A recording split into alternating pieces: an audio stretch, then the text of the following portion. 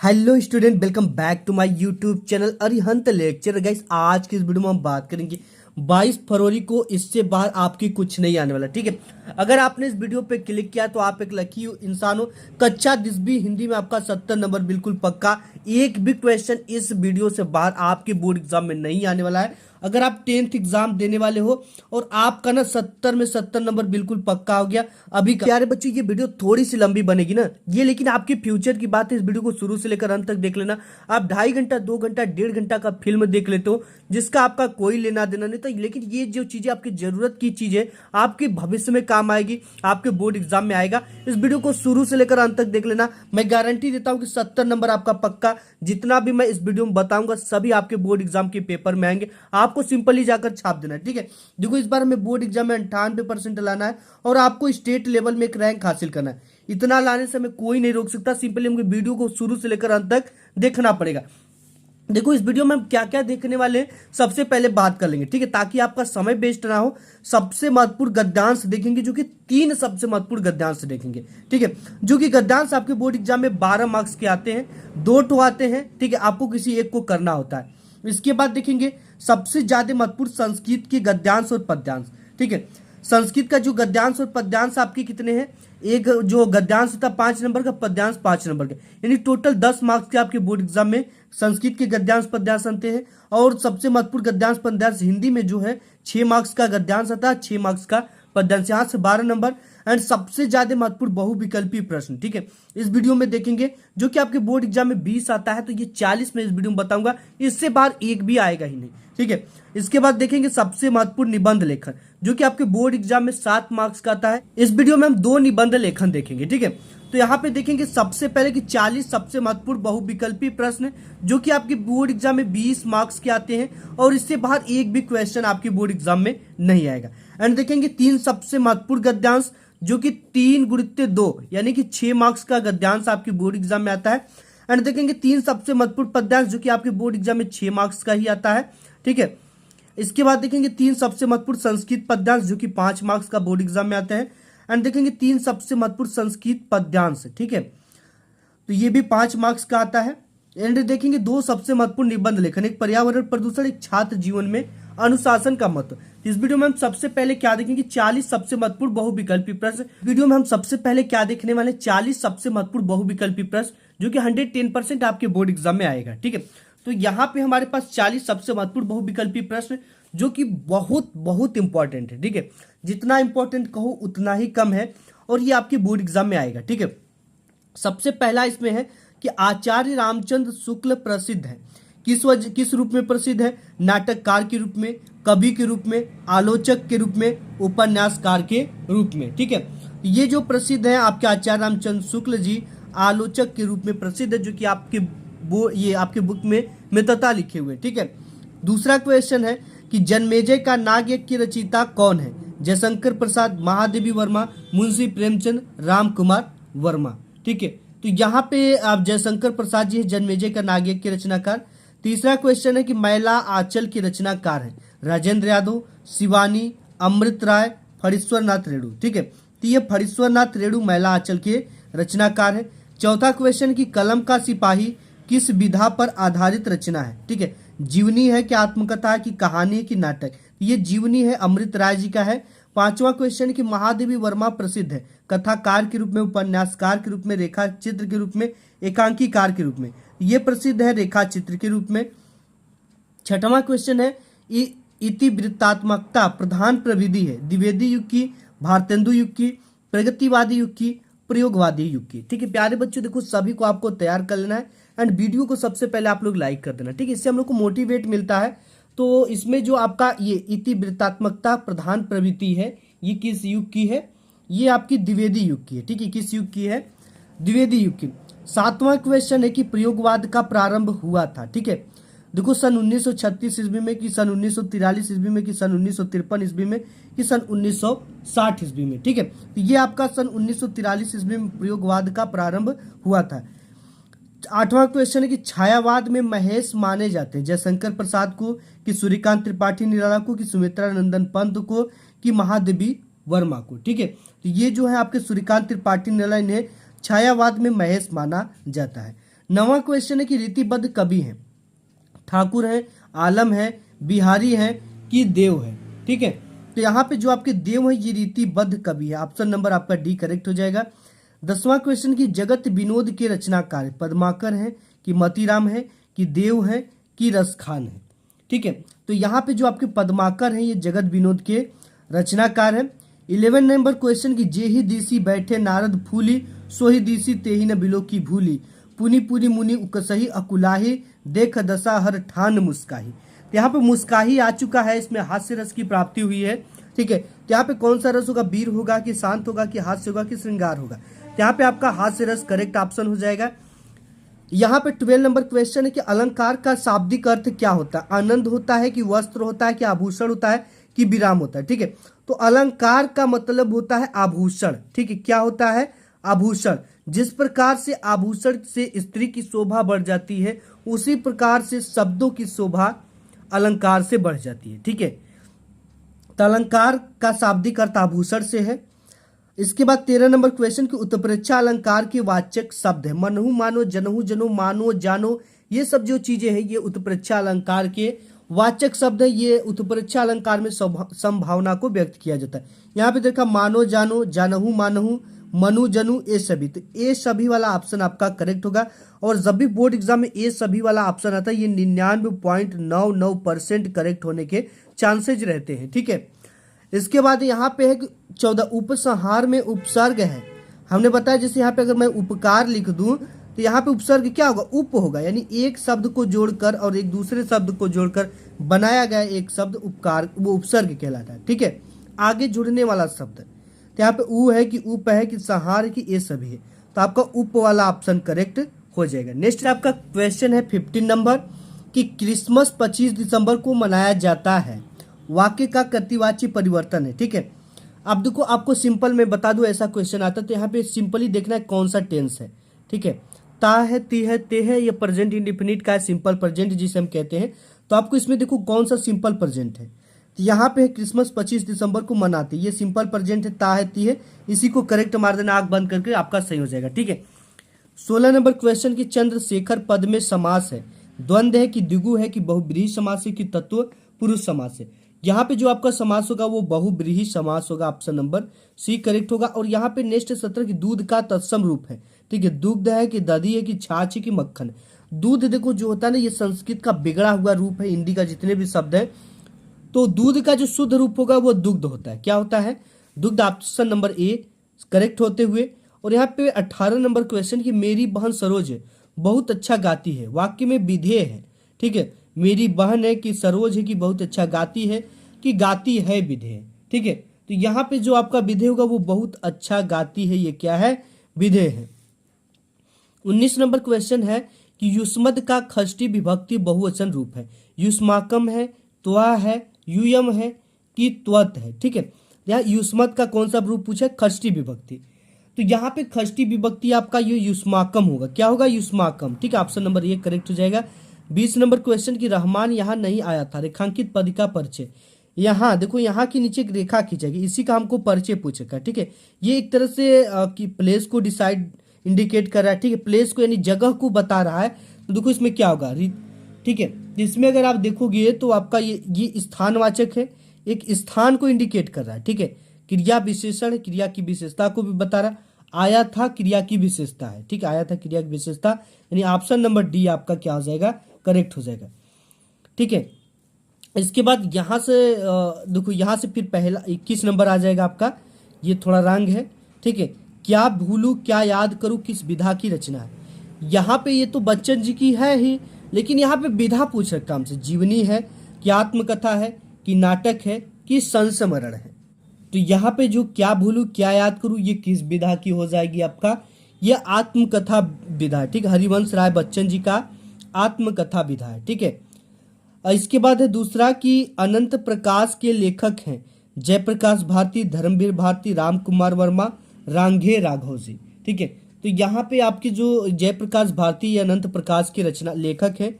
इसके बाद तीसरा नंबर क्वेश्चन की बाण भट्ट की आत्मकथा किस विधा की रचना है, नाटक है कि उपन्यास है कि जीवनी है कि आत्मकथा है। तो ये आपका हो जाएगा उपन्यास। ठीक है, बाण भट्ट की जो आत्मकथा है यानी कि आत्मकथा, यहाँ पे देखिए बहुत सारे बच्चे आत्मकथा मार के चले जाते हैं। ये उपन्यास विधा की रचना है। ठीक है, नेक्स्ट देखते हैं। चौथा नंबर क्वेश्चन है कि निम्नलिखित में संस्मरण लेखक हैं महादेवी वर्मा, जयशंकर प्रसाद, डॉक्टर नगेंद्र प्रताप नारायण मिश्र। ठीक है, तो यहाँ पे आपकी जो महादेवी वर्मा जी ये संस्मरण की काफी प्रसिद्ध लेखिका है। पांचवा क्वेश्चन की उपन्यास सम्राट माने जाते हैं श्याम सुंदर दास, मुंशी प्रेमचंद जी, जयशंकर प्रसाद, महादेवी वर्मा। तो यहाँ पे मुंशी प्रेमचंद जी को उपन्यास का सम्राट माना जाता है। छठवां क्वेश्चन है कि रीति मुक्त कवि है, देव है कि मतीराम है कि आलम है कि कबीर दास जी है। ठीक है, तो यहाँ पे जो आपके आलम है ये रीति मुक्त कवि है। इसके बाद सातवां नंबर क्वेश्चन की गागर में सागर भरना सूक्ति किस कवि के लिए प्रसिद्ध है? कबीर दास जी के लिए, तुलसीदास जी के लिए, सूरदास जी के लिए, बिहारी के लिए। ठीक है, तो ये बिहारी का काम ही था कि गागर में सागर भरने का, यानी कि बहुत छोटे से शब्दों में ही बहुत बड़ी बात कह देते थे, उसी को हम कहते थे गागर में सागर भरना। ठीक है, आठवां नंबर क्वेश्चन आपका कि दीप शिखा रचना है पंत जी की, जयशंकर प्रसाद जी की, महादेवी वर्मा की कि निराला जी की। ठीक है, तो जो दीप शिखा थी वो महादेवी वर्मा की काफी प्रसिद्ध रचना है। नौवां नंबर क्वेश्चन की प्रेम वाटिका के लेखक है रसखान है कि मतीराम है कि केशव दास है कि भूषण है। ठीक है, तो यहाँ पे आपके जो ये रसखान जी है ये करेक्ट ऑप्शन हो जाएगा, प्रेम वाटिका के रचनाकार। यहाँ पे नेक्स्ट क्वेश्चन की ग्राम्या के रचयिता है राम नरेश त्रिपाठी, सुमित्रा नंदन पंत, नरेंद्र शर्मा अज्ञे जी। ठीक है, तो यहाँ पे जो ग्राम्या के आपके रचनाकार होंगे वो सुमित्रा नंदन पंत जी हैं। ठीक है, ये लेडीज आपके पोएट थे। ठीक है, 11 नंबर क्वेश्चन है कि विकृति वेशभूषा आकार चेष्टाएं किस रंग का आलंबन विभाव है? ठीक है, तो ये हास्य रस का है। विकृति रूप रेखा, लोगों को देखकर आप हंसने लगते हो, मन में हास्य रस की उत्पत्ति होती है, तो वहां पे हास्य रस होता है। 12 नंबर क्वेश्चन की लिखकर लोहित लेख डूब गया दिन मणि आहा, व्योम सिंधु सखी देख तारक बुध बुध दे रहा। इन पंक्तियों में छंद है। ठीक है, छंद के लिए हमको मात्राओं को गिनना सबसे बेहद इंपॉर्टेंट है। जब तक हम मात्रा नहीं गिन पाएंगे तब तक हम नहीं बता पाएंगे कि कौन सा ये छंद है। देखा, दोहा छंद है कि सोरठा है कि रोला है कि चौपाई छंद है। ठीक है, तो यहाँ पे ये लिखकर ये क्या है? सोरठा छंद है। इसके बाद 13 नंबर क्वेश्चन है कि भज मन चरण कमल अनिवासी, उपयुक्त पंक्ति में अलंकार है, उपमा है कि रूपक है कि यमक है कि उत्प्रेक्षा। ठीक है, तो यहाँ पे आपका ये रूपक अलंकार होगा, भज मन चरण कमल अनिवासी। ठीक है, तो रूपक में क्या भेद रहित आरोप होता, तो ये आपका रूपक अलंकार हो जाएगा। यहाँ पे है कि अमोल शब्द में उपसर्ग है। ठीक है, तो अ यहाँ पे केवल आगे जुड़ा हुआ, मोल तो ये है, अ वाला ऑप्शन आपका करेक्ट हो जाएगा। 15 नंबर क्वेश्चन की तस्मै तद शब्द की किस विभक्ति और वचन से संबंधित रूप है? ठीक है, तो ये आपका है चतुर्थी एक वचन का रूप। ठीक है, इसके बाद नेक्स्ट है कि तन मन धन में कौन सा समास है? तो यहाँ पे हमने बताया जब भी छोटा सा डैश आ जाता है तो वहां पे जब भी होगा द्वंद्व समास होगा। आपके 10th में द्वंद्व है या दिगु है, तो दिगु पूछेगा तो चौराहा, पंचमुखी। ठीक है, यानी कि संख्यावाचक होता है। द्वंद्व जो होता है इसमें छोटा सा डैश होता है और शब्द का लोप होता है, तो ऑप्शन नंबर आपका बी करेक्ट हो जाएगा। इसके बाद 17 नंबर क्वेश्चन की कामदेव का पर्यायवाची है, अनंग है, काम है, मनोज है, ये सभी है। ठीक है, तो यहाँ पे आपका कामदेव को अनंग भी कहते हैं, काम भी कहते हैं, मनोज भी कहते हैं, सुंदर, ये सभी आता है। तो हमने बताया कि जब भी ये सभी आए तो 90.99% करेक्ट होने के चांसेस रहते हैं। नेक्स्ट कि माता जी ने प्रकाश को बाजार भेजा है, वाक्य में क्या उद्देश्य है? माता जी ने उद्देश्य है, बाजार भेजना उद्देश्य है, प्रकाश को उद्देश्य है, माता जी ने प्रकाश को। ठीक है, हमसे क्या पूछा? उद्देश्य। तो माता जी ने इसमें क्या है? माता जी ने उद्देश्य है। ठीक है, माता जी उद्देश्य के लिए प्रकाश को बाजार भेजी। नेक्स्ट देखते हैं। नेक्स्ट आपका यहाँ पे 19 नंबर की यह मेज मुझसे टूट गई, वाक्य का कर्तृवाच्य परिवर्तन होगा। ठीक है, तो देखो यहाँ पे यह मेज टूट गई, तो यह मेज मैंने तोड़ी। ठीक है, यही परिवर्तन होगा, टूट गई मुझसे या मैंने तोड़ी, बात बराबर है। इसके बाद 20वां है कि दादाजी प्रतिदिन समाचार पत्र पढ़ती है, रेखांकित पद का परिचय। इसका हमें परिचय बताना। ठीक है, ये सकर्मक क्रिया है और दादी जी है इसमें, तो स्त्रीलिंग है, एक वचन है, वर्तमान काल है। ठीक है, वर्तमान काल ता है ती लगा है, कर्तृवाच्य, ऑप्शन नंबर बी करेक्ट हो जाएगा। नेक्स्ट देख लेते हैं। अब हमारा नेक्स्ट जो टॉपिक होगा वो 3 सबसे महत्वपूर्ण गद्यांश की तरफ हम आगे बढ़ेंगे। ठीक है, 110% वेरी वेरी इंपॉर्टेंट है और आपके बोर्ड एग्जाम में इससे बाहर नहीं आएगा। ठीक है, तो इन तीनों को आपको देख लेना, तैयार कर लेना, कुछ नहीं करना, केवल सुन लेना है। सुन लोगे तो भी एग्जाम में आएगा, तो लिख लोगे। देखते हैं पहला। इससे पहले भी एक महामैराथन की वीडियो आ चुकी है, ठीक है, जिसमें भी 3 गद्यांश सबसे इंपॉर्टेंट कराया गया है। अब उन सभी गद्यांश को छोड़कर ये नेक्स्ट गद्यांश इंपॉर्टेंट है, इसको भी आपको तैयार कर लेना है। ठीक है, पहला है यहाँ पे कि विश्वास पात्र मित्र से बड़ी रक्षा रहती है। ठीक है, ये देगा आपका, और इसके नीचे 3 क्वेश्चन देंगे। ठीक है, तीनों क्वेश्चन का आपको आंसर लिखना पड़ेगा, जिसे यहाँ पे उपयुक्त गद्यांश का संदर्भ लिखिए, रेखांकित अंश की व्याख्या कीजिए, हमें अपने मित्रों से क्या आशा करनी चाहिए। ये 3 क्वेश्चन देंगे। ठीक है, तीनों क्वेश्चन को आपको देना है, जो कि प्रत्येक क्वेश्चन 2-2 मार्क्स के हैं। प्रत्येक क्वेश्चन आपके कितने कितने मार्क्स के हैं, ये सभी क्वेश्चन 2-2 मार्क्स के हैं। और ये जो है ना, ये वेरी इंपॉर्टेंट गद्यांश है। तो सबसे पहले हमें उपयुक्त गद्यांश का तो संदर्भ लिखना है। संदर्भ लिखने के लिए पाठ और इसके राइटर का नाम हमें पता होना चाहिए। ठीक है, तो सिंपली ये जो विश्वास पात्र मित्र है, मित्रता नामक पाठ से लिया गया, और इसके लेखक आचार्य रामचंद्र शुक्ल। यहाँ पे हम आंसर शीट पे आते हैं। सबसे पहले प्रश्नोत्तर संख्या डालेंगे, इसके नीचे ब्लैक से 2 पाई खींचेंगे, विश्वास पात्र मित्र, और यहाँ पे ब्लैक पेन से इस तरह से डैश डैश डैश डैश कर लेंगे। संदर्भ लिखेंगे ब्लैक पेन से 2 पाई। प्रस्तुत गद्यांश हमारी पाठ्य पुस्तक हिंदी के गद्य खंड में संकलित मित्रता नामक पाठ से लिया गया है। ठीक है प्यारे बच्चों, इस पाठ के लेखक आचार्य रामचंद्र शुक्ल जी हैं। ठीक है बच्चों, तो यहाँ पे इसके लेखक जो है वो आचार्य रामचंद्र शुक्ल जी हैं। अब हमें व्याख्या करनी किसकी है, हम देखते हैं कि यहाँ से लेकर यहाँ तक के शब्दों के नीचे रेखा खींचा गया, एंड इसके बाद फिर रेखा खींच दिया गया यहाँ से लेकर यहाँ तक के शब्दों के नीचे। अब देखो बोर्ड एग्जाम में ना ऐसे जो गद्यांश होते हैं, कभी कभी कहाँ तक देगा, सहायता देंगे तक देगा। ठीक है, यानी एक ही रेखांकित अंश को लेता है, और कभी कभी इसको पूरा देखो, यहाँ से लेकर यहाँ तक रेखा केवल खींचा रहेगा। सिंपली आपको इसको व्याख्या करना और इसको दोनों को साथ में जोड़कर व्याख्या करनी है। कैसे करनी है आइए आंसर शीट पे देखते हैं। तो यहाँ पे है, लिखेंगे रेखांकित अंश की व्याख्या कि प्रस्तुत पंक्ति में लेखक कहता है कि सच्ची मित्रता उत्तम जीवन निर्वाहन में बहुत सहायक सिद्ध होती है। सच्चे मित्र की तुलना उत्तम वैद्य से किया जा सकता है।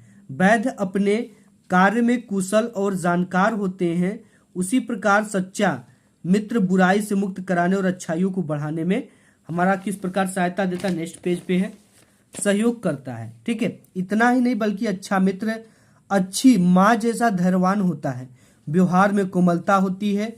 प्रत्येक व्यक्ति को ऐसी मित्रता करने का प्रयास करना चाहिए, लेकिन आप प्रयास करके भी क्या करोगे, ऐसा मित्र ही आज के जमाने में नहीं है। ठीक है, जो आपके हित की, जो आपके भलाई की बातों को सोचे। ठीक है, और आपको यहाँ पे 100 नंबर में फिर देगा हमें अपने मित्रों से क्या आशा करनी चाहिए। ठीक है, देखो यहाँ पे क्या है कि हमें अपने मित्रों से आशा करनी चाहिए कि वे हमारे दोषों त्रुटियों से हमें सतर्क करे, बचाए, हमें सत्य की और मर्यादा की भाव से पुष्ट करे, सदैव कुमार्ग से बचाए हमें। ये हमें अपने मित्रों से आशा करनी चाहिए। नेक्स्ट इसके बाद आता है, यहाँ पे देख सकते हो दूसरा नंबर। ठीक है, दूसरा नंबर है कि यह एक नैतिक और आध्यात्मिक स्रोत है जो अनंत काल से प्रत्यक्ष या अप्रत्यक्ष रूप से संपूर्ण देश में बहता रहा है। अब इसको सिंपली पढ़ लेना आप। पढ़ने के बाद यहाँ पे 3 नीचे क्वेश्चन दिया है। और नंबर में दे रखा है कि उपयुक्त गद्यांश का संदर्भ लिखिए। संदर्भ के लिए ये भी 2 मार्क्स का है। आपको पाठ और पाठ के राइटर का नाम, लेखक का नाम पता होना चाहिए। ठीक है, ये 2 चीजें पता तो हम इंस्टेंटली लिखकर 2 नंबर बोर्ड एग्जाम में लेकर भी आएंगे।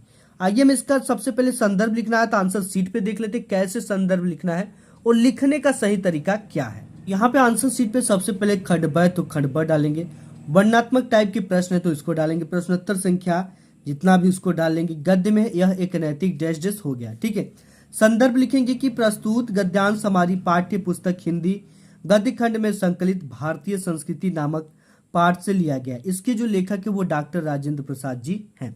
अब हमें देखो व्याख्या किसकी करनी है।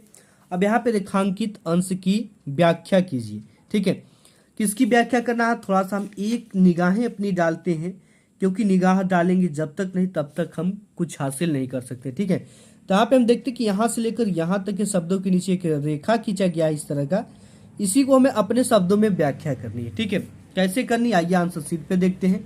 रेखांकित अंश की व्याख्या देखो, प्रस्तुत पंक्ति में लेखक कहते हैं कि भारतीय संस्कृति के माध्यम से ही भारत को उसकी अमरता का पाठ पुनः पढ़ाया गया है। इन्हीं के मूर्त रूप ने स्वतंत्रता के परिणाम स्वरूप निराशा, से मुरझाए हुए मन में आशा रूपी ऊर्जा का संचार किया है। हमारी सूख चुकी हड्डियों को अमृत तत्व की स्मृति दिलाकर उसमें नई मज्जा प्रदान की है। ठीक है, इसके बाद एक क्वेश्चन आता है यहाँ पे कि मानव मात्र के लिए क्या अत्यंत आवश्यक हो गया। ठीक है, नैतिक और आध्यात्मिक स्रोत मानव मात्र के लिए अत्यंत आवश्यक हो गया है। ठीक है, तो ये तो इसका आंसर हो गया। अब इसके बाद हम नेक्स्ट देखते हैं यहाँ पे नेक्स्ट हमारा तीसरा है जो कि वेरी वेरी इंपॉर्टेंट है। जो तरुण संसार की जीवन संग्राम से दूर है उन्हें संसार का चित्र बड़ा ही मनमोहक प्रतीत होता है।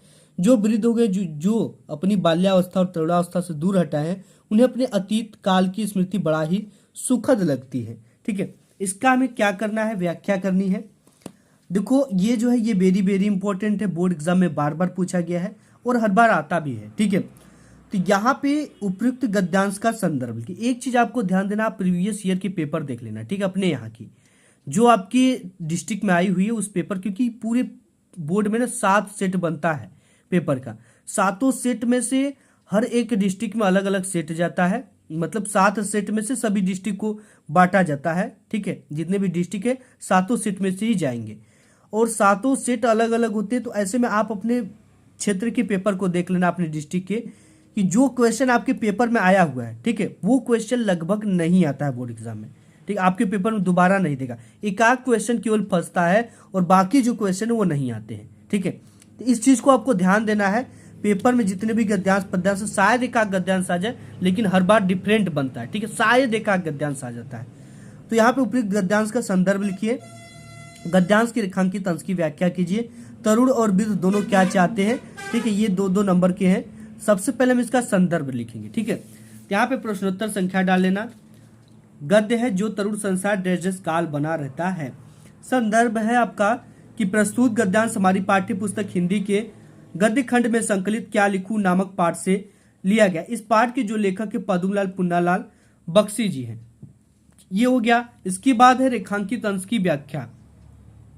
प्रस्तुत पंक्ति में लेखक कहता है कि ऐसी व्यक्ति जो युवावस्था को पार करके वृद्ध हो गए हैं उन्हें बचपन की यादें बहुत आती है। ठीक है, जैसे जो भी आपके दादाजी होंगे, आपके पिताजी होंगे, वो भी बचपना याद करके काफी खुश महसूस करते होंगे कि मेरे भी बचपन थे, मैं भी खेलता था, घूमता था, कूदता था, स्वतंत्र था हर तरह से। तो वो उन्हें आनंददायक होती है। ठीक है, वृद्ध हो गए, उन्हें बचपन की यादें बहुत ही सुखद जान पड़ती है। ठीक है, इसलिए वे बचपन की स्वप्न देखा करते हैं। इसी प्रकार एक और युवक को जहां उनका, ठीक है, यहाँ पे नेक्स्ट देखते हैं, भविष्य उज्ज्वल प्रतीत होता है, तो दूसरी ओर वृद्धों को उनका अतीत उन्हें वर्तमान में घसीट कर लाना चाहता है। ठीक है, यानी जो उनकी बुढ़ापा है, बुढ़ापा आ गई है, लेकिन वो सोचते हैं कि मैं फिर से बाल्यावस्था में हो जाऊं, फिर से बालक बन जाऊं, फिर से सभी इंजॉय को मैं ग्रहण करूं। ठीक है, वृद्धों को उनका अतीत उन्हें वर्तमान में घसीट कर लाना चाहता है।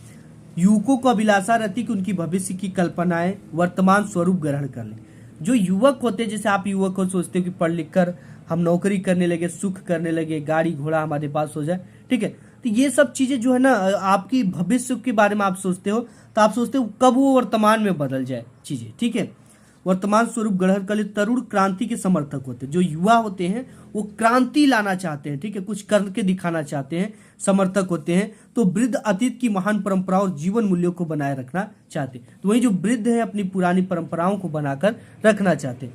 नेक्स्ट इसमें क्वेश्चन हमसे पूछता है कि तरुण यानी युवा और वृद्ध दोनों क्या चाहते हैं। तो यहाँ पे हम लिखेंगे तरुण और वृद्ध दोनों वर्तमान से क्षुब्ध रहते हैं, क्योंकि तरुण परंपराओं के विरुद्ध क्रांति के समर्थक होते हैं, तो वहीं वृद्ध अतीत की महान परंपराओं और जीवन मूल्यों को समर्थक होते हैं। ठीक है, ऐसे हमने लिख दिया। आपको सिंपली याद नहीं करना है, चीजों को समझना है कि जो तरुण होता है वो क्रांति लाना चाहता है, कुछ नया करना चाहता है। वही जो वृद्ध होता है वो अपने बीती हुई चीजों को याद करके सोचता है, समझता है, इंजॉय करता है और उसको घसीट कर उसी स्थिति में आना चाहता है। ठीक है, यही इसका मतलब है। नेक्स्ट देखते हैं। तो अभी तक मैंने वीडियो में क्या क्या देखा, 40 महत्वपूर्ण बहुविकल्पी देखा, 3 सबसे महत्वपूर्ण गद्यांश देखा जहां से 6 नंबर हमारे पक्के हुए। अब देखेंगे 3 सबसे महत्वपूर्ण पद्यांश। ठीक है, 6 मार्क्स का ये भी आएगा। देखो भाई, ये एक चीज मैं आपको क्लियर कर देना चाहता हूँ। देखो बोर्ड एग्जाम में ना ये सब चीजें इंपॉर्टेंट है। ठीक है, इंपॉर्टेंट तो है, कभी कभी देखो ये इंपॉर्टेंट आना तय भी है। ठीक है, लेकिन आपको हर तरह के गद्यांश पद्यांश को इसलिए पढ़ना है क्योंकि एक साल पिछले साल का एक पेपर बना था डीडी। ठीक है, इस डीडी को आप जाकर देख लेना, कि क्या गद्यांश पद्यांश है। ठीक है, तो सातों सेट में से एक ऐसा सेट जरूर बनता है जो कि जिसमें कि बिल्कुल नए क्वेश्चन डाले गए होते हैं। ठीक है, तो एक चीज का ध्यान देना कि सब कुछ हम इसलिए आपको ये पूरी डिटेल्स में बता रहे हैं ताकि आपको कोई से भी रेखांकित आ जाए आप उसको लिख लो। ठीक है, तो 3 सबसे महत्वपूर्ण पद्यांश है जो कि 2 × 3 यानी 6 मार्क्स के होंगे। तो इसमें से हम पहला देखेंगे कि क्या है। यहाँ पे पहला है कि चरण कमल बंदो हरि राई, जाकी कृपा पंगु गिरे लंघ अंधे को सब कुछ दर्शाई, बहिरो सुने गुंग पुनि बोले रंक चले सिर छत्र धराई, सूरदास स्वामी करुणामय बार बार बंदो तिहि पाई। डियर स्टूडेंट, आप इसको पढ़ने के बाद आपको ये तैयार भी होगा, लेकिन लिखने का तरीका क्या होता है बोर्ड एग्जाम में, यही सब जगहों पे नंबर आपके करते हैं। तो कैसे हम पूरे के पूरे नंबर लेकर आएंगे इस चीज को हम देखते हैं। ठीक है डियर स्टूडेंट, देखो सबसे पहले यहाँ पे उपयुक्त पद्यांश का संदर्भ हमसे पूछता है। ये संदर्भ आपके बोर्ड एग्जाम में 2 मार्क्स का होता है। इसके लिए हमें इसके ये जो पार्ट है और इसके पोएट का नाम हमें पता होना चाहिए। ठीक है, यानी कि किस लेसन का और इसके पोएट कौन है, ये चीजें अगर पता होगा तो इंस्टेंटली हम 2 नंबर लेकर आएंगे, हमें कोई नहीं रोक सकता। ठीक है, तो सबसे पहले हमें संदर्भ लिखना है इसका। ठीक है, क्या लिखना है, संदर्भ। तो यहाँ पे डालेंगे प्रश्नोत्तर संख्या चरण कमल डैश डैश तिहि पाई। ठीक है, संदर्भ है कि प्रस्तुत पद्यांश हमारी पाठ्य पुस्तक हिंदी काव्य खंड के अंतर्गत पद नामक शीर्षक से लिया गया है। इस पाठ के जो रचयिता है या इस पाठ के जो कवि है वो सूरदास जी है। ठीक है, अब यहाँ पे देखो प्यारे बच्चों, यहाँ पे बोल रखा है रेखांकित अंश की व्याख्या कीजिए। व्याख्या यहाँ से लेकर यहाँ तक के शब्दों के नीचे एक रेखा खींचा गया इस तरह का, इसी को हमें अपने शब्दों में व्याख्या करना है। जाकी कृपा पंगु गिरे लंघ है, यानी कि अगर भगवान की कृपा हो जाए तो लंगड़ा व्यक्ति भी पर्वत को लांघ सकता है, अंधे को सब कुछ दर्शाई, अंधे व्यक्ति को सब कुछ दिखाई देने लगता है, बहिरो सुने, बहरा व्यक्ति सुनने लगता है, गुंग पुनी बोले, गुंग जो होता है वो फिर से बोलने लगता है, रंक चले सिर छत्र धराए, और रंक जो होता है वो अपने सिर पर छत्र धारण करके चलने लगता है। ठीक है, तो यहाँ पे तो इसके जो लेखक है वो इसके जो ये रचनाकार है कवि है वो सूरदास जी। ठीक है, अब रेखांकित अंश की व्याख्या कैसे करना, देखो यहाँ पे रेखांकित अंश की व्याख्या। मैं उस ईश्वर के कमलवत चरणों की वंदना करता हूँ जिनकी कृपा से लंगड़ा व्यक्ति पर्वत पर चढ़ जाता है, अंधे को सब कुछ दिखाई देने लगता है, बहरा व्यक्ति सुनने लगता है, गूंगा व्यक्ति बोलने लगता है, और निर्धन व्यक्ति सिर पर छत्र धारण करके चलने लगता है। ठीक है, तो यहाँ पे डियर स्टूडेंट ये चीजें तो हमारी पूरी हो गई, यहाँ से भी हम 6 नंबर लाएंगे। ठीक है, इसके बाद कि निर्गुण कौन देश को बासी, मधुकर कही समुझाई सौदय बूझती साच न हसी, कौन है जनक कौन है जननी, कौन नारी कौन दासी, कैसे बरन बेस कैसो की ही रस्म अभिलाषी, पावेगो पुनि कियो आपनो जो रह करेगो गासी, सुनत मौन है रहियो बावरो सुर सब मतिनासी। तो ये आपके इसमें जो इसके आपके पोएट है वो सूरदास जी है। तो सूरदास जी ये पद नामक शीर्षक से लिया गया है। ठीक है, जो इसी वाले शीर्षक से लिया गया है। ये कह रहा है कि निर्गुण कौन देश को वासी, जब यहाँ पे श्री कृष्ण जी अपने गांव चले जाते हैं, ठीक है, ब्रज चले जाते हैं, तो गोपिकाएं काफी व्याकुल रहती, काफी परेशान रहती हैं उनकी याद में। तो वहीं पे उद्धव जी आते हैं और निर्गुण ब्रह्म की उपासना का संदेश उन्हें देना चाहते हैं, समझाना चाहते हैं। तो गोपिकाएं उनसे ही उल्टा क्वेश्चन कर देती हैं, निर्गुण कौन देश को वासी, आप जी ये उद्धव जी हमको बता दीजिए, आप जिस निर्गुण ब्रह्म की उपासना की बात कर रहे हो ये किस देश का रहने वाला है। ठीक है, देश को वासी, मधुकर कहीं समझाए सहदेव बूझती साच न हंसी, मैं आपको सौगंध देकर पूछना चाहती हूँ, आप मुझे सच सच बता दो, मैं आपसे कोई मजाक या हंसी नहीं करती हूँ। ठीक है, कौन है जनक, कौन है इसके पिताजी, कौन है जननी, कौन इसकी माता, कौन इसकी नारी है और कौन इसकी दासी है। ठीक है, कैसा वर्ण किस वेशभूषा वाला है, कैसो भेष है इसका, की ही रस में अभिलाषी, और किस रस में का अभिलाष है, किस रस का पान करने वाला है। ये चीजें उद्धव जी हमें बता देना। सिंपली अगर ये चीजें बता देते हो तो मैं उसे धारण कर लूंगी, उनकी उपासना करूंगी। ठीक है, तो यहीं पे उद्धव जी से सवाल किया जाता है, तो इनके सवालों के इसको आप सिंपली देख लेना, नेक्स्ट मैं आपको बता दूंगा। ठीक है, उपयुक्त पद्यांश का संदर्भ लिखिए, रेखांकित अंश की व्याख्या, इन पंक्तियों में गोपिकाएं किससे प्रश्न कर रही है, तो गोपिकाएं सिंपली उद्धव जी से प्रश्न कर रही है। अब यहाँ पे है नेक्स्ट वेरी इंपॉर्टेंट, ये भी है, अतुलनीय जिनके प्रताप का साक्षी है प्रत्यक्ष दिवाकर, घूम घूम कर देख चुका है जिनकी निर्मल कृति निशाकर, देख चुके हैं जिनका वैभव ये नभ के अनंत तारागण, अगणित बार सुन चुका है नभ जिनका विजय घोष रणगर्जन। इसका भी हमसे प्रस्तुत कविता का संदर्भ पूछेगा। ठीक है। संदर्भ में कैसे लिखना है ये चीज हम आंसर शीट पे देखेंगे, ठीक है। तो सबसे पहले संदर्भ के लिए प्रश्नोत्तर संख्या 22 डाल देंगे। पद है तो पद अतुलनीय जिनके डैश डैश रणगर्जन। प्रस्तुत पद्यांश हमारी पाठ्य पुस्तक हिंदी के पद्य खंड में संकलित स्वदेश प्रेम नामक पाठ से लिया गया है। इस पाठ के जो कवि हैं वो राम नरेश त्रिपाठी जी हैं। इसके बाद हमको देगा रेखांकित अंश की व्याख्या। व्याख्या किसकी करनी है? यहां से लेकर यहां तक की रेखा के शब्दों के नीचे की रेखा खींचा गया, इसकी हमें व्याख्या करनी है। देखो, प्रस्तुत पंक्ति में कवि कहते हैं कि आकाश के नक्षत्र जो है भारत के अतुल वैभव के साक्षी हैं और गरजती हुई लहरों द्वारा समुद्र इसके जयघोष सुनने का साक्षी है। अब इसमें पूछेगा कि उपयुक्त पंक्ति में कौन सा रस है, तो उपयुक्त पंक्ति में वीर रस है। इसको पढ़ने के बाद आपके अंदर जोश उमंग उत्साह उत्पन्न हो रही है, तो यहाँ पे कौन सी रस होगी? वीर रस होगी। तो उपयुक्त पंक्ति में वीर रस हो गया। यहाँ से भी 6 नंबर आपके इंस्टेंटली मिल गए। इसके बाद हमारे नेक्स्ट श्रेणी में हम इसको रखें। यहाँ तक तो हमने देख लिया सबसे महत्वपूर्ण पद्यांश तक, ठीक है। अब इसके बाद हम देखेंगे 3 सबसे महत्वपूर्ण संस्कृत के गद्यांश, जो कि 2 नंबर आपको संदर्भ लिखने का मिलेगा एंड 3 नंबर आपको मिलेगा इसकी हिंदी में अनुवाद करने का। यानी यहाँ से टोटल आपके 5 मार्क्स इंस्टेंटली मिलेंगे, ठीक है। तो आइए हमको देखते हैं 3 सबसे महत्वपूर्ण कौन कौन से संस्कृत के गद्यांश है जो कि इंस्टेंटली आपके बोर्ड एग्जाम में आने वाले हैं। तो यहाँ पे सबसे पहला आपका है वाराणसी सुविख्यात प्राचीन नगरी, ठीक है। वाराणसी जो है बहुत ही प्राचीन नगरी है, तो इसको हमें बोलेगा सबसे पहले संदर्भ लिखने का एंड इसका हिंदी में अनुवाद करने का। संदर्भ लिखने का यहाँ पे 2 नंबर मिलता है, प्लस हिंदी में अनुवाद करने का 3 नंबर, यानी यहाँ से टोटल आपके 5 मार्क्स मिलते हैं, ठीक है। तो कैसे लिखना है, कैसे क्या करना है, यहाँ पे देखते हैं। प्रश्नोत्तर संख्या 23, ठीक है। वाराणसी सुविख्यात डैश डैश बहुप्रसन्नति। प्रस्तुत गद्यांश हमारी पाठ्य पुस्तक हिंदी के संस्कृत खंड में संकलित वाराणसी नामक पाठ से लिया गया है। हिंदी में अनुवाद यहाँ पे वाराणसी सुविख्यात प्राचीन नगरी। वाराणसी जो है बहुत ही प्राचीन नगरी है, तो यहाँ पे वाराणसी बहुत ही प्रसिद्ध पुरानी नगरी है। यह स्वच्छ व पावन जल की लहरों वाली गंगा के किनारे पर स्थित है। इसके घाटों की घुमावदार आकार वाली कतारें उज्जवल चंद्रमा की सफेद चांदनी में बहुत सुंदर लगती है।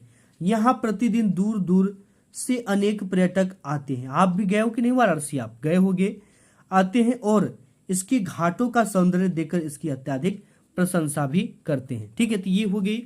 इसके बाद नेक्स्ट आपका यहां से आता है ये तीसरा नंबर, ठीक है, कि ऐसा नगरी भारतीय संस्कृति संस्कृत भाषाया केंद्र स्थलम अस्ति।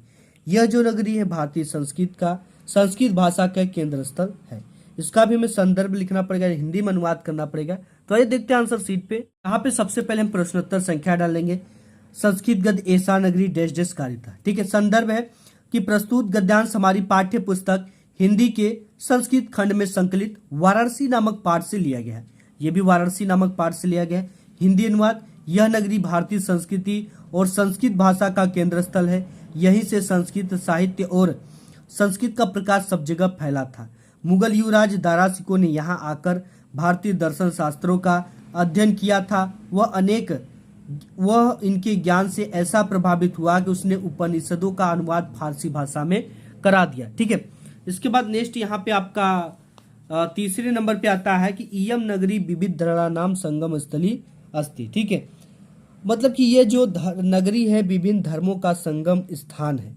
इसको कैसे लिखना है, सबसे पहले संदर्भ हम इसको आंसर शीट पे देखेंगे। देखो यहाँ पे है इयम नगरी डैश डैश स्पृहन्ते, ठीक है। संदर्भ की प्रस्तुत संस्कृत गद्यावतरण हमारी पाठ्य पुस्तक संस्कृत गद्य खंड में संकलित वाराणसी नामक पाठ से लिया गया है। हिंदी अनुवाद, यह नगरी अनेक धर्मों के मिलन का स्थान है। महात्मा बुद्ध, तीर्थंकर, पार्श्वनाथ, शंकराचार्य, कबीर, गोस्वामी, तुलसीदास तथा बहुत महात्माओं ने यहाँ आकर अपने विचारों को फैलाया। केवल दर्शन, साहित्य और धर्म में नहीं बल्कि कला के क्षेत्र में भी यह नगरी अनेक कलाओं और शिल्पों के लिए लोक में प्रसिद्ध है। यहाँ बनी हुई रेशमी साड़ियाँ देश विदेश में सब जगह पसंद की जाती है, ठीक है। ये हो गई हमारी कहाँ तक की सफर पूरा हुआ। हमारी जो सफर है यहाँ तक की कंप्लीट हुई। अब सबसे महत्वपूर्ण निबंध लेखन देखेंगे, ठीक है। इसमें है पर्यावरण प्रदूषण, जो कि वेरी इंपॉर्टेंट है। निबंध लेखन प्रश्नोत्तर संख्या 30 के अंतर्गत आता है। पर्यावरण प्रदूषण रूपरेखा में सबसे मेन जो चीज है रूपरेखा है। इसी चीज को एग्जामिनर देखकर समझ जाएगा कि आपने इस प्रदूषण को बहुत अच्छी तरीके से और हर एक टॉपिक को लेते हुए कवर किया हुआ है। सबसे पहला हम प्रस्तावना देखेंगे, फिर प्रदूषण के प्रकार, पर्यावरण प्रदूषण के कारण, प्रदूषण को रोकने का उपाय, उपसंहार लास्ट में, ठीक है। देखो प्रस्तावना में क्या है, विश्व में तेजी से बढ़ती जनसंख्या पर्यावरण प्रदूषण का कारण है। प्रदूषण का अर्थ स्वच्छ वातावरण में ही जीवन का विकास संभव है।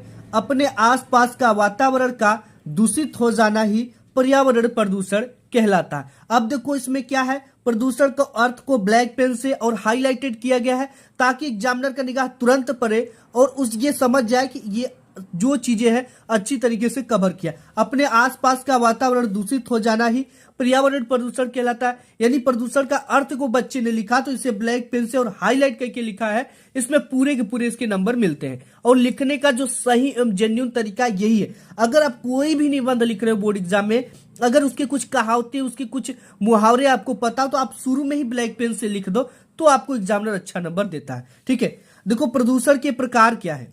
आज के जो वातावरण में प्रदूषण निम्न रूपों में दिखाई पड़ती है। पहला वायु प्रदूषण, दूसरा जल प्रदूषण, तीसरा ध्वनि प्रदूषण और चौथा रासायनिक प्रदूषण। ठीक है, एक एक चीजों के बारे में हम जानेंगे। इससे पहला आपका था वायु प्रदूषण। ठीक है, तो वायु प्रदूषण में विशेष प्रकार की गैसें अपने विशेष अनुपात में उपस्थित हैं। जीवधारी अपने क्रिया में ऑक्सीजन व कार्बन डाइऑक्साइड का उपयोग करते हैं। मानव अपनी आवश्यकता के कारण वायु को प्रदूषित कर रहा है। वायु प्रदूषण का मुख्य कारण उद्योगों और वाहनों से निकलने वाला धुआं है। ठीक है, इसके बाद जल प्रदूषण है। जल का हमारे जीवन में सबसे महत्वपूर्ण योगदान है। जल ही जीवन है। देखो यहाँ से ब्लैक पेन से लिखा है, वाटर इज लाइफ भी आप इंग्लिश में भी चाहो तो लिख सकते हो। ठीक है, ये हाईलाइटेड चीजें, इससे टीचर प्रसन्न होते हैं। जल ही जीवन है। जल में कुछ तत्व जैसे खनिज, लवण, कार्बनिक, अकार्बनिक गैसें आदि का अधिक मात्रा हो जाने के कारण जल प्रदूषित हो जाती है। कल कारखाने और घरों के नालों से निकलने वाले गंदे पानी व कचरे कई बार नदियों और अन्य जल स्रोतों से मिल जाता है, जिससे जल प्रदूषित हो जाता है। जल प्रदूषण के कारण अनेक बीमारियां पैदा होती हैं। दूषित जल से होने वाला सबसे खतरनाक बीमारी हैजा है। इसके अलावा दस्त, पेचिश, टाइफाइड, बुखार आदि जल प्रदूषण से हो सकते हैं। नेक्स्ट देखते हैं। नेक्स्ट हमारा है ध्वनि प्रदूषण। ठीक है, ध्वनि प्रदूषण में क्या है, ध्वनि प्रदूषण आज की एक नई समस्या है। इसे वैज्ञानिक प्रगति ने पैदा किया है, जैसे ट्रेन, मोटर कार, कारखाने, मशीनें, लाउड स्पीकर, ट्रैक्टर, जेट विमान आदि के तीव्र ध्वनि के कारण ध्वनि संतुलन बिगड़ जाता है, जिससे ध्वनि प्रदूषण बढ़ जाता है, जिसका प्रभाव लोगों के मानसिक संतुलन पर पड़ता है, जिससे मनुष्य अत्यधिक चिड़चिड़ापन व बहरापन हो जाता है। ठीक है, देखो ध्वनि प्रदूषण को भी वैज्ञानिक प्रगति ने पैदा किया है। आज के लोगों को जरूरतों को देखते हुए, जनसंख्या वृद्धि को देखते हुए, लोगों को पेट पालने के लिए तरह तरह की मशीनें लाना, लाउड स्पीकर लाना लोगों के मनोरंजन के लिए, ठीक है, और अलग अलग तरह के उपकरण को बनाने के लिए आज हमारी जो ध्वनि है उससे प्रदूषित हो रही। ठीक है, यानी कि आपको आवश्यकता से अधिक वो जो मशीनें हैं वो आवाज करती है, जिससे आपके सुनने की शक्ति कम, चिड़चिड़ापन हो जा रहा है। ठीक है, और एक रासायनिक प्रदूषण है। आज के आधुनिक खेती से रासायनिक प्रदूषण तेजी से बढ़ रहा है। अत्यधिक जनसंख्या वृद्धि के कारण उपज में वृद्धि के लिए दवाइयां व कीटनाशकों का उपयोग किया जा रहा है। ठीक है, आजकल की जो खेती है, हम चाहते हैं कि खेती में कितना से कितना ज्यादा उपज ले ले। इसके लिए हम हाइब्रिड बीज का प्रयोग करते हैं, जिसकी जो क्षमता होती है ना, कैपेसिटी जो होती है उसकी कमजोर होती है, जिससे वो ज्यादा से ज्यादा उसमें दवा डालना पड़ता है। ठीक है, ज्यादा से ज्यादा उपज के लिए कीटनाशकों का उपयोग किया जाता है और आपके टॉनिक का उपयोग किया जाता है। ठीक है, तो इससे हमारे जो यूरिया का डाई का उपयोग किया जाता है, जिससे हमारी भूमि भी प्रदूषित हो रही और वातावरण भी दूषित हो रहा है। प्रदूषण का कारण देखो क्या है। प्रदूषण, पर्यावरण प्रदूषण का सबसे बड़ा कारण विश्व में तेजी से जनसंख्या वृद्धि है, क्योंकि जनसंख्या के लिए ही सब कुछ हम कर रहे हैं। विश्व की जनसंख्या आज सुरसा की भांति विकराल रूप धारण की है। ठीक है, नेक्स्ट देखते हैं। दूसरा कारण है वो विज्ञान है। ठीक है, मानव पर भी इसका बैड इफेक्ट यानी बुरा प्रभाव पड़ रहा है। विज्ञान ने मानव जीवन को सुलभ बनाने के लिए अनेक यंत्रों का उपयोग किया जा रहा है, जिसके कारण प्रायः पर्यावरण प्रदूषित हो रहा है। साथ ही अनेक उद्योग धंधों के कारण भी दूषित धुआं पर्यावरण में फैल रहा है, जिससे पर्यावरण प्रदूषित हो रहा है। ठीक है, हमारी आवश्यकता को देखकर जगह जगह कल कारखाने लगाए जा रहे हैं, जिससे क्या हो रहा है, उद्योग धंधे लगाए जा रहे हैं, उससे भी कई तरह के कंपनियों से पानी निकलते हैं दूषित। ठीक है, उनसे पर्यावरण प्रदूषण, कुछ इस तरह के केमिकल बनाए जाते हैं जो कि हमारे पर्यावरण को दूषित कर रहे हैं। प्रदूषण को रोकने का उपाय क्या हो सकता है हमारे लिए? बढ़ती हुई जनसंख्या पर सबसे पहला तो रोकथाम आप लगा दो, ठीक है, तथा अधिक से अधिक वृक्षारोपण किया जाए।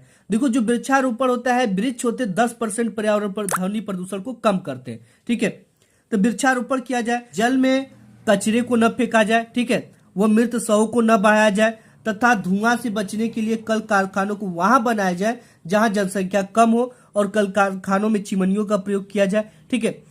और इसके बाद उपसंहार क्या है? इसके लिए हम सबको मिलकर पर्यावरण को बचाना होगा। प्रदूषण की समस्या आज पूरे विश्व में है, इसके लिए शासन व सरकार को भी पूर्ण रूप से इस पे ध्यान देना चाहिए और पर्यावरण को बचाने के लिए उचित कार्य करना चाहिए, जो कि वेरी इंपॉर्टेंट है। और छात्र जीवन में अनुशासन का महत्व, ठीक है, ये पूरे इंपॉर्टेंट टॉपिक में आपने इस पूरे निबंध को कवर किया है। सबसे पहला अनुशासन से क्या तात्पर्य है, यानी अनुशासन का क्या अर्थ है। दूसरा अनुशासन का क्या महत्व है, ठीक है भाई, अनुशासन को हम पालन करेंगे लेकिन इसका महत्व तो भी होना चाहिए। तीसरा कि विद्यालय में अनुशासनहीनता क्या है, अनुशासनहीनता के निराकरण के क्या प्रयास है, यानी जो अनुशासनहीनता बच्चे करते हैं उसको कैसे दूर किया जा सकता है। और चौथा है आपका ये 5वां नंबर कि ये अनुशासनहीनता के निराकरण के प्रयास। इसके बाद उपसंहार 5वां हेडिंग है, ठीक है।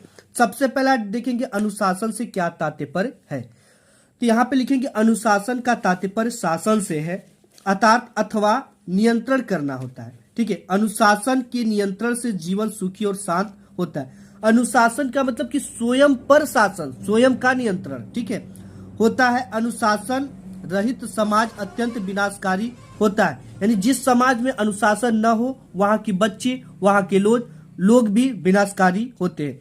अनुशासन से व्यक्ति में शांति और समाज में आत्मविश्वास की भावना का उदय होता है। अगर छात्र भी है तो उसके जीवन में शांति और एक आत्मविश्वास की भावना उदय होगी। नेक्स्ट देखते हैं, नेक्स्ट आपका है अनुशासन का महत्व, ठीक है। यदि समाज के सभी प्राणी पूर्णतः नियंत्रित और अनुशासित हो जाए तो सर्वत्र, ठीक है, यानी सभी तरफ सुख और शांति का साम्राज्य व्याप्त हो जाएगा, ठीक है। धरती पर स्वर्ग उतर आए। अनुशासन सभी सुखों का जड़ है। अनुशासन कठोरता का एक ऐसा पाषाण, ठीक है, पाषाण खंड है जिसके नीचे आनंद का मधुर जल स्रोत छिपा हुआ है। यानी पाषाण का मतलब पत्थर का ऐसा खंड है जिसके अंदर एक मधुर जल का स्रोत छिपा हुआ है। नेक्स्ट है आपका कि विद्यालय में अनुशासनहीनता क्या है। विद्यालयों में अनुशासनहीनता के कारण छात्र अपने कर्तव्यों को भूल गए हैं, जिससे अनेक विवाद होते रहते हैं। विद्यालयों में हमारे विश्व निर्माता छात्रों में अत्यंत अभाव फैला है अनुशासन का, ठीक है, जिससे शिक्षा व्यवस्था बहुत अधिक प्रभावित हुई है। आज की आप देख रहे हो आज की जो परिस्थितियां हैं, ठीक है, उसमें छात्र बहुत ही अनुशासनहीन होते जा रहे हैं, टीचरों का सम्मान नहीं उनके प्रति, ठीक है। तो ये सब चीजें क्या है, अनुशासनहीनता है। नेक्स्ट देखते हैं हेडिंग। नेक्स्ट हेडिंग आपके है कि अनुशासन से हम निजाजत कैसे पा सकते हैं, अनुशासन से मुक्त कैसे हो सकते हैं, अनुशासन को दूर कैसे कर सकते हैं, ये हेडिंग है। अनुशासनहीनता के निराकरण के उपाय, ठीक है। छात्रों में व्याप्त अनुशासनहीनता को दूर करने के लिए अध्यापकों और छात्रों के सभी अभाव को दूर करना होगा, ठीक है। छात्र संघों के वास्तविक उद्देश्यों को समझना होगा, भावी जीवन के प्रति छात्रों को सचेत करना होगा। यानी कि छात्र की जो आवश्यकता है जिससे वो अनुशासनहीन हो रहे हैं, उन चीजों को अध्यापक को समझना होगा, ठीक है, तभी जाकर ये अनुशासनहीनता दूर हो सकती है, ठीक है। अब यहाँ पे उपसंहार कभी कभी क्या होती है कि छात्रों की मांग नहीं पूरी होती तो वो क्या करते हैं, अनुशासन पे उतर आते हैं, ठीक है। उपसंहार लास्ट हेडिंग है। अनुशासनहीनता को दूर करने के लिए हम सब को अपने नियमों को समझना होगा और इस नियम के अनुसार कार्य करना होगा। छोटी छोटी बातों को सहन करके समाज में अनुशासनहीनता को दूर करना होगा, जिससे हमारा समाज सुसंगठित हो सकेगा, ठीक है। इसको तैयार कर लेना, ठीक है। एंड जीवन परिचय भी आपके बोर्ड एग्जाम में 10 मार्क्स के आते हैं। कितने मार्क्स के आते हैं, 10 मार्क्स के आते हैं, ठीक है। उसे भी तैयार कर लेना क्योंकि 10 मार्क्स वेरी इंपॉर्टेंट है। 5 सबसे इंपॉर्टेंट वायरल जीवन परिचय की एक वीडियो अवेलेबल है, आप उसे देखकर ये भी 10 नंबर पक्का कर सकते हो, ठीक है। और 7 नंबर आप निबंध देखकर पक्का कर सकते हैं, 17 नंबर आप पक्का कर लिए। एंड यहाँ पे 12 नंबर ये है, 10 नंबर ये है, 20 नंबर ये है, 7 नंबर ये है, एक 3 नंबर का खंड काव्य आता है, उसको तैयार कर लेना।